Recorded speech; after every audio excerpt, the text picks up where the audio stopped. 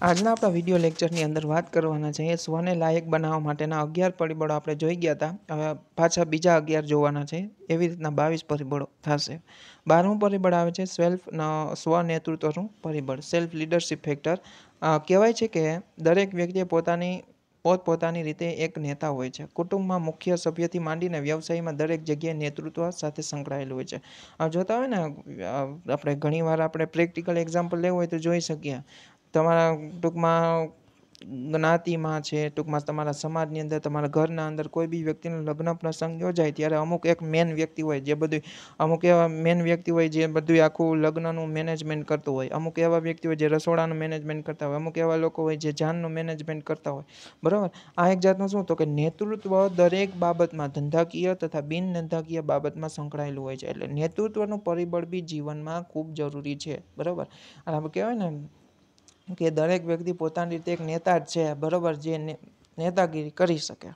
કુટુંબમાં પણ મુખ્ય સભ્યથી માંડીને વ્યવસાયમાં દરેક જગ્યાએ નેતૃત્વ જોડાયેલું જ હોય છે અથવા સંકળાયેલું જ હોય છે.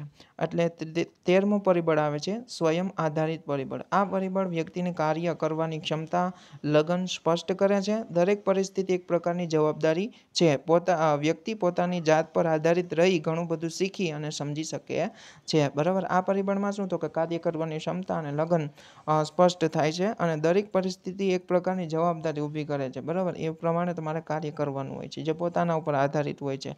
એમાં જો તમને જે સોંપવામાં આવેલું કાર્ય હોય તમે કાર્ય પૂરું કરો. બરાબર. જેમ કે હું મારું જ એક્ઝામ્પલ આપ્યું હતું, મને એડમિન વર્ક આપવામાં આવે, પરીક્ષાલક્ષી વર્ક આપવામાં આવે. બરાબર. હું કાર્ય ટૂંકમાં મને આવડે છે એટલે હું પૂરું કરું તો એમાંથી મને ઘણી બધી શીખ મળશે. બરાબર. મને ઘણું બધું શીખવા મળશે. બરાબર. જે મને અગાઉ ભવિષ્યની અંદર એવા સેક્ટરમાં હું ક્યાંય બી જાઉં પાછો, બરાબર, કારકિર્દીનું મારું ઉન્નતિ કરવી હોય, બરાબર, આગળના વિકાસમાં કેરિયર એડવાન્સમેન્ટ માટે હું એવા સેક્ટરની અંદર ક્યાંય જાઉં, બરાબર, જે મને ત્યાં ઉપયોગી સાબિત થાય.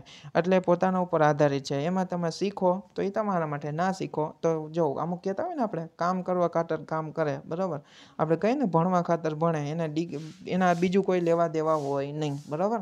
આપણે ઘણી વાર કહેતા હોય એના બાપને તો ટૂંકમાં ધંધો છે. બરાબર. એને ખેતી છે આટલા વીઘા, એને તો ખાલી ડિગ્રી હાથું ભણવું છે. બરાબર. જે ડિગ્રી છે એ લગ્ન માટે સાબિત થાય. બરાબર. એટલે પોતાના ઉપર છે કે તમારે ડિગ્રી માટે ખાલી ભણવું છે કે પોતાને શીખવા માટે ભણવું છે. બરાબર. ખ્યાલ આવે કે નહીં? અને 14મું ફેક્ટર આવે છે સહનશક્તિનું પરિબળ. આ પરિબળ મુશ્કેલીના સમયમાં અને અઘરા સાહસિક કાર્યો કરવા પ્રેરે છે. માનસિક કે શારીરિક વ્યક્તિના જીવનમાં અનેક પ્રકારના પ્રશ્નો મૂંઝવતા હોય છે. એવા સમયે સહનશક્તિનું પરિબળ છે આપણે ઉપયોગી સાબિત થાય. બરાબર. મુશ્કેલીના તથા અઘરા સમયમાં શું તો કે તમારે સહનશક્તિ રાખવી પડે. જો જેમ કે તમારે એક ઉદ્યોગ સાહસિક એટલે શું તો કે ટૂંકમાં ઇનોવેટિવ નવીન વસ્તુ બનાવે જે સમાજમાં મૂકે. બરાબર.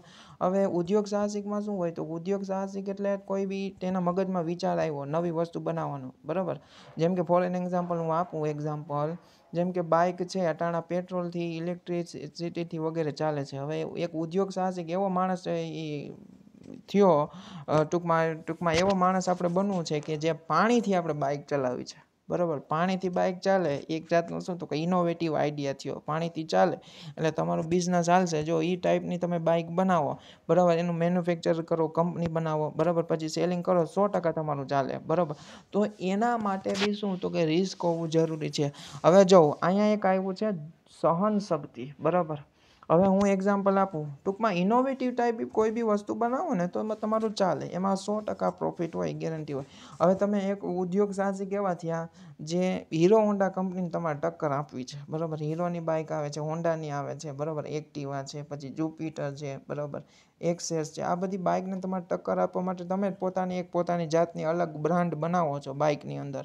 એ તમારા માર્કેટમાં મૂકો છો. બની શકે તમારી બ્રાન્ડ ચાલે નહીં. શું કામે તો કે તમારા કરતાં હરીફ કંપનીનું સારું પ્રોડક્શન હોઈ શકે. એટલે એવા સમયની અંદર તમારે શું તો કે નિષ્ફળતા, બરાબર, જોખમનો સામનો કરવો પડે. એટલે જોખમનું તત્વ ધંધાની અંદર રહેલું જોઈએ. એટલે તમારે શું તો કે સહનશક્તિ જોખમ થાય તો સહનશક્તિ રાખવાની. બરાબર. એટલે મુશ્કેલીના સમયમાં જરૂરી છે. બરાબર. 15મું ફેક્ટર આવે છે સ્વ-ધ્યેયનું પરિબળ. ધ્યેય વગરનું જીવન નકામું છે. બરાબર. જીવનમાં ધ્યેય નક્કી કરવો અતિ આવશ્યક છે. ધ્યેય નક્કી થઈ ગયા બાદ તેમને પામવાની બાબતમાં પ્રત્યે મહેનત કરવી જોઈએ. સ્વધ્યેયના પરિબળની અંદર શું તો કે તમારામાં જ રહેલો ધ્યેય હોય ને એ ટૂંકમાં તમને તમારા સામે આવે, બરાબર, એ ઓળખી શકો તમે. હવે આમાં કીધું ધ્યેય વગરનું જીવન નકામું. ડિસાઇડેડ ગોલ હોવો જોઈએ, બરાબર. એના વગર જીવન તમારું શું તો કે નિષ્ફળ, નકામું કહેવાય. જીવનમાં ધ્યેય નક્કી કરવો અતિ આવશ્યક છે. ધ્યેય નક્કી થઈ ગયા બાદ તેને પામવાની તમારે મહેનત, અથાગ મહેનત કરવાની અને 100% એને સફળતા મેળવવાના પ્રયત્નો કરવાના. અને 16મી બાબત આવે છે સ્વયં શિક્ષણનું પરિબળ. આ પરિબળમાં તમને તમારા વિશે રહેલા શિક્ષણ જ્ઞાનનું દર્શન કરાવે છે.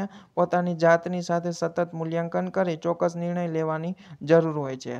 શિક્ષણ એ નિરંતર ચાલતી એક પ્રક્રિયા છે. યાદ રાખજો, એજ્યુકેશન છે, લર્નિંગ છે, એ કેવી છે? Infinitive learning. જ્યાં સુધી તમે જીવો ત્યાં સુધી બધું શીખવાનું, બરાબર. બાળપણથી માંડીને તમે પહેલો બાલવાડીમાં, પછી કેજીમાં ધોરણ 1થી કોલેજ સુધીનો અભ્યાસ કરો, માસ્ટર ડિગ્રી કરો, યુજી કરો, અંડર ગ્રેજ્યુએશન કરો, પીએચડી કરો, બરાબર. અને સારા એવા પોસ્ટ ઉપર તમે મુકાવ, બરાબર. એ પોસ્ટની અંદર જે બાબત બનતી હોય તમારા રિલેટેડ હોય, બરાબર, એ તમારે શીખવાનું સતત પ્રયત્ન ચાલુ જ રાખવાનું. જો શીખવાનું બંધ કરી દેશો તો તમે ચાલશો નહીં. હવે ખ્યાલ આવે છે કે નહીં? એટલે શિક્ષણ એ કેવી પ્રક્રિયા? નિરંતર. અને સ્વયં શિક્ષણના પરિબળમાં કેનો સમાવેશ થાય તો કે તમારામાં રહેલું શિક્ષણ અને જ્ઞાનની શું તો કે દર્શન કરાવે છે, અનુભૂતિ કરાવે છે કે તમારામાં હાલમાં કેટલું એજ્યુકેશન છે, તમારામાં કેટલું જ્ઞાન છે, કલા છે, કૌશલ્ય છે, આવડત વગેરે. પછી 17મું પરિબળ આવે છે સ્વયં વ્યવસ્થાપનનું પરિબળ. વ્યક્તિ વિકાસ હોય કે પછી કારકિર્દીની ઉન્નતિ હોય અથવા ઉન્નતિનો વિકાસ કરવાનો હોય, બરાબર. ખાલી ઉન્નતિ નહીં હોય, કારકિર્દીની ઉન્નતિ. ખ્યાલ આવે છે કે નહીં? કારકિર્દીની ઉન્નતિનો વિકાસ કરવાની પ્રક્રિયા હોય. સમય વ્યવસ્થાપન વગર તમારામાં તમામ પ્રકારના પ્રયત્નો નકામા અથવા બેકાર નીવડે છે. સ્વયં વ્યવસ્થાપન ના હોય, બરાબર, સમયનું, બરાબર. સ્વયં રીતે અને સમયનું વ્યવસ્થાપન કરવું. પોતાની રીતે તમારે કેનું તો કે સમયનું વ્યવસ્થાપન કરવાનું. હવે જેમ કે હું એક્ઝામ્પલ આપું, યુનિવર્સિટી છે, તમારી એક્ઝામ ટૂંકમાં તમે એડમિશન મેળવી લીધું ને, એડમિશન જૂન દરમિયાન તમે 25 જૂન આસપાસ તમે મેળવ્યું હશે M.Com સેમેસ્ટર 1માં 2024ની અંદર, બરાબર. એ જ સમયની અંદર, બરાબર, એ જ મહિનાની અંદર યુનિવર્સિટી દ્વારા શું તો કે પરિપત્ર બહાર પાડી દેવામાં આવ્યો છે. કેનો તો કે એક્ઝામની ટેન્ટેટિવ ડેટ, સંભવિત તારીખોનો. સંભવિત તારીખ શું સૂચવે છે તો કે એ સમય દરમિયાન તમારી જે તે વિષયની અથવા ફેકલ્ટી વાઇઝ જુદી જુદી પરીક્ષાઓનું ટાઈમ ટેબલ જ આખું તારીખ નક્કી કરી દેવામાં આવી છે. હવે એ તારીખથી લઈ ટૂંકમાં એ તારીખ સુધીમાં તમારે શું તો કે તમારો અભ્યાસક્રમ પૂરો કરવો પડે, બરાબર. વાંચી લેવું પડે બધું. દાખલા હોય તો દાખલાઓ ગણી લેવા પડે, બરાબર. હવે અઠવાડિયાની વાર હોય પરીક્ષાની, જેમ કે આગળ દિવાળી પછી એક્ઝામ છે 18-19 તારીખ આસપાસ, અને તમે 10 તારીખેથી શરૂઆત કરી વાંચવાની. ભેગું થાય કોઈ દિન 5 વિષયનું, બરાબર. થિયરી હોય તો હાલો વાંધો નહીં કે તમે થોડું ઘણું કોન્સેપ્ટ આ વિડીયો લેક્ચર જોયા હોય, બરાબર, મારા જેવા કોઈ બીજા બોલતા હોય એમાંથી 2-4 બાબત શીખી હોય તો આવડી જાય. દાખલા, બરાબર, ભેગું થશે નહીં. એટલે શું તો કે તમને જે સમય આપવામાં આવેલો હોય એ સમય મર્યાદામાં રહીને તમારા કાર્યક્રમ ટૂંકમાં કામકાજ છે, કાર્યક્રમ છે, કોઈ બી ઇવેન્ટ છે પૂરી કરવાનો પ્રયત્ન કરવાનો. એટલે સમય વ્યવસ્થાપન ખૂબ જરૂરી છે. સમયની અંદર ટૂંકમાં કહેવાનો મતલબ સમયની અંદર રહીને કામકાજ કરવાનું. તમને 5 કલાક આપેલી હોય કામ કરવા માટે, તો 5 કલાક બને ત્યાં સુધી પૂરો કરવાના, અથાગ પ્રયત્ન કરવા. ના થાય તો પછીની બાબત છે, પણ પ્રયત્નો તમારે કરવાના. પહેલાં ના નહીં પાડી દેવાનું, નહીં થાય ભાઈ 5 કલાકમાં. સમજાય કે નહીં? ખ્યાલ આવે છે? 18મું પરિબળ આવે છે વ્યવસાયિક પરિબળ. આ કોઈ સામાન્ય નહીં પણ ખાસ પ્રકારનું પરિબળ હોય છે. આજના ઝડપી અને સ્પર્ધાત્મક યુગમાં વ્યવસાયિક કુશળતા, હોશિયાર તેમજ સમજ વગેરેની જરૂર ખૂબ જ હોય છે. વ્યવસાયિક, જો અત્યારના જે યુગ આવ્યો છે ને વ્યવસાયિક યુગ છે, બરાબર. તમારામાં એજ્યુકેશન તો હોવું જરૂરી છે, સાથોસાથ કોઈ બી બીજી સ્કિલ બી હોવી જરૂરી છે. જેમ કે કોમ્યુનિકેશન સ્કિલ, સારી એવી વાતચીત કરવાની ટેવ, પછી કમ્પ્યુટરનું નોલેજ હોવું જરૂરી છે. કોમ્પ્યુટરની અંદર ટાઈપિંગ આવડતું હોવું જોઈએ, પછી ડેટા એનાલિસિસ કરતા આવડતું હોય, એક્સેલ વર્ડ આવડતું હોવું જોઈએ, બરાબર. પછી ટેલી, બરાબર, આપણે અકાઉન્ટના બધા વિષયમાં છે, કોમર્સ મેનેજમેન્ટમાં છે તો ટેલી આવડતું હોવું જોઈએ, મિરેકલ, આ બધી એકાઉન્ટ રિલેટેડ સોફ્ટવેર આવડતા હોવું જોઈએ. પછી સારું થોડું ઘણું ઓડિટનું નોલેજ હોવું જરૂરી છે, બરાબર. ઓડિટ કેવી રીતના કરવું, વાઉચર વેરિફિકેશન વગેરે, અસેટનું, બરાબર. ખ્યાલ આવે? એટલે આ બધાના શું તો કે વ્યવસાયિક એક જાતના કૌશલ્યો છે એ તમારામાં હોવા આજના સમયમાં ખૂબ જરૂરી છે. એજ્યુકેશનથી માત્ર કંઈ નથી થઈ જવાનું. ડિગ્રી તો ગમે એમ ભણી લેવો, એક્સટર્નલમાં કરો તોય મળે, બરાબર. પણ કલા કૌશલ્ય છે એ તમારે પ્રેક્ટિકલ અનુભૂતિથી જ મળે છે, બરાબર. એટલે ખૂબ જ જરૂરી છે આ બધી બાબતો. 19માં પરિબળ આવે છે સ્વ અહમ પરિબળ. તેનો અર્થ એ છે કે તમે તમારી જાતનો દેખાવ કેવી રીતે કરો છો તેના પર આધારિત હોય છે. પોતાની જાતને અન્યના કેન્દ્રમાં રાખીને વિકાસાત્મક પ્રભાવ કેળવવા પ્રયત્નશીલ હોવું ખૂબ જ જરૂરી છે. અહમમાં આપણી જાતને હું મુખ્ય એ બાબતનો ભાગ ભજવે છે. સ્વ અહમ પરિબળ એટલે શું? Self ego. બરાબર, હું આમ કરું, હું તેમ કરું, મારામાં આ ગુણ છે, બરાબર, જે બીજામાં નથી. એટલે શું? તો કે અહમ, બરાબર, હું, બરાબર, મુખ્ય અગત્યનો ભાગ ભજવે છે. બરાબર, કેના ઉપર આધારિત હોય છે? તમારા જાતના દેખાવ કેવી રીતના કરો છો એ બાબત ઉપર આધારિત હોય છે. અમુક વિદ્યાર્થીઓ મેં જોયા હોય હોશિયારી ખોટી મારતા હોય, બરાબર, આવડતું કંઈ ના હોય, બરાબર, એનું કામ શું હોય? પોતાની જાતને ખોટી રીતના સાબિત કરવી, બરાબર, અન્યનો ઉપર પોતાનો પ્રભાવ પાડવો. એવી રીતના તમે નેતામાં જોયેલું હોય બધાય. અમુક નેતા એવો હોય કંઈ આવડતું ના હોય, બરાબર, અને છતાં શું મોટી હોશિયારી ફોકિયાત કરતા હોય છે. ખ્યાલ આવે છે કે નહીં? એટલે પોતાનો ઈગો સાબિત કરવા માંગતા હોય, બરાબર, ઈગો સાબિત કરવાનો, નોલેજ સાબિત કરવાનો, બરાબર, અન્યને ઉપર એનો પ્રભાવ નહીં પાડવા માટે સાબિત નહીં કરવાનો. ખ્યાલ આવે છે? બરાબર.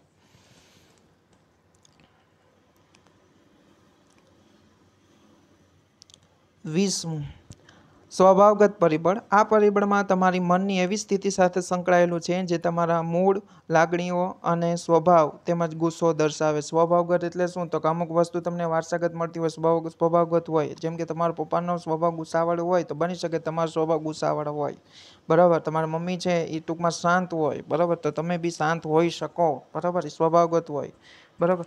પછી બીજું શું? એ વંશ પરંપરાગત હોય, એની અસર તમારામાં થોડી ઘણી આવે, બરાબર. અથવા તમે વાતાવરણ આસપાસનું એવું હોય એ ગુણ તમારામાં આવે. વાતાવરણ તમારું શાંત હોય, બરાબર, તો તમે શાંત ટૂંકમાં પર્સનાલિટીના ટૂંકમાં માણસ કહેવાઓ. તો હવે તમારા આસપાસનું વાતાવરણમાં ગારું બોલતા હોય, બરાબર, ગાળો બોલતા હોય, બરાબર, નેગેટિવિટી હોય, બરાબર, એટલે એની અસર થોડી ઘણી તો તમારામાં આવે, બરાબર. ભાષાની અસર એ આવે, બરાબર, ત્યાંના આસપાસના લોકોની અસર વગેરે આવે, બરાબર. એ તમારો શું? તમારો મૂડ, લાગણીઓ અને સ્વભાવ, ગુસ્સો વગેરે દર્શાવે છે. 21મું પરિબળ આવે છે સ્વ અસ્વીકારનું પરિબળ. આ પ્રકારના પરિબળમાં વ્યક્તિના નકારાત્મક વિચારો અને પ્રગતિને વ્યવસ્થિત સમજવાની શક્યતા રહેલી હોય છે. સંજોગોવશ આપણા મનની પરિસ્થિતિ નિયંત્રણમાં રહેતી નથી. ઘણીવાર આપણે નેગેટિવિટી મળતી હોય ને તો આપણે હાવ નિરાશ થઈ જાય, બરાબર. આ પ્રકારના પરિબળમાં શું? તો વ્યક્તિના નકારાત્મક વિચારો અને પ્રગતિને વ્યવસ્થિત સમજવાની શક્યતા રહેલી હોય. નકારાત્મક જે બાબત આવી હોય ને એને સમજવાની પહેલાં, અને પ્રગતિમાં વ્યવસ્થિત રીતે આપણે કેવી રીતના આગળ વધી શકીએ. ટૂંકમાં આપણે આ કારકિર્દીમાં આગળ વધવું હોય ફોર એન એક્ઝામ્પલ, તો કેવી રીતના વધી શકીએ એ તમને શીખવાડે છે. સંજોગો આપણા મનની પરિસ્થિતિમાં નિયંત્રણ રહેતું નથી. તો શું? તો કે સ્વ અસ્વીકારનું પરિબળ તમને શું? તો કે તમને નિયંત્રણમાં પરિસ્થિતિમાં લાવવાનું શીખવાડી શકે છે. 22મું પરિબળ આવે છે છેલ્લું પરિબળ.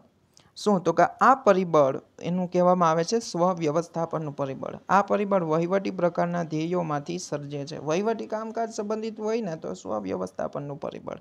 વ્યવસ્થાપન અગત્યની બાબત છે. વ્યવસ્થા કરવી એ ખૂબ જ અગત્યની બાબત છે. શૈક્ષણિક હોય, બિન શૈક્ષણિક હોય, બરાબર, એજ્યુકેશન હોય, નોન એજ્યુકેશન હોય, બરાબર, બિઝનેસ રિલેટેડ હોય, નોન બિઝનેસ રિલેટેડ હોય, બરાબર, એમાં વ્યવસ્થાપન ખૂબ જરૂરી છે, બરાબર.